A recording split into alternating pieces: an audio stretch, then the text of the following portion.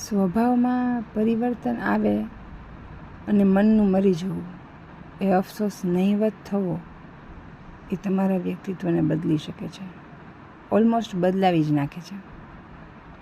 સાંભળીને તૂટીને જાણે જે ઓરિજિનલ વર્ઝન હતું તે સાવ લુપ્ત થવાને આરે ઊભું લાગે.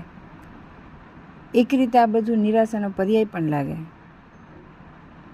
શ્રેય પ્રેય અને સમજદારી વચ્ચે વિવેક બુદ્ધિ અટવાયેલી હોય એવું લાગે. આંખો કે મન કોઈક રડવા માગે, પણ આત્મા કે મગજ આંસુ આવવા જ ન દે.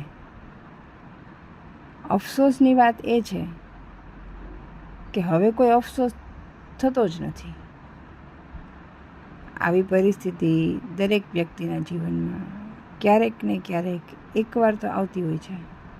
ન આવે ધેટ્સ ગુડ, પણ જો આવી તો ત્યારે તમારા મન મગજને નિષ્ક્રિય બનાવી અને ઈશ્વરનું શરણ લેવું. કારણ કે કાળનો જે પ્રવાહ, ઓલું કહેવાય કે નદીનું પૂર ધસમસતો પ્રવાહ આવતો હોય તો તમે એમાં સામે લડી ન શકો. તમારે કોઈ એક આશરો પકડીને બેસી જવું પડે, બચવા પ્રયત્ન કરવા પડે. એવી જ રીતે જ્યારે વિચારોનું પૂર એકદમ મગજમાં આવે ત્યારે ઈશ્વરરૂપી મજબૂત આશરો લઈને બેસી જવું પડે.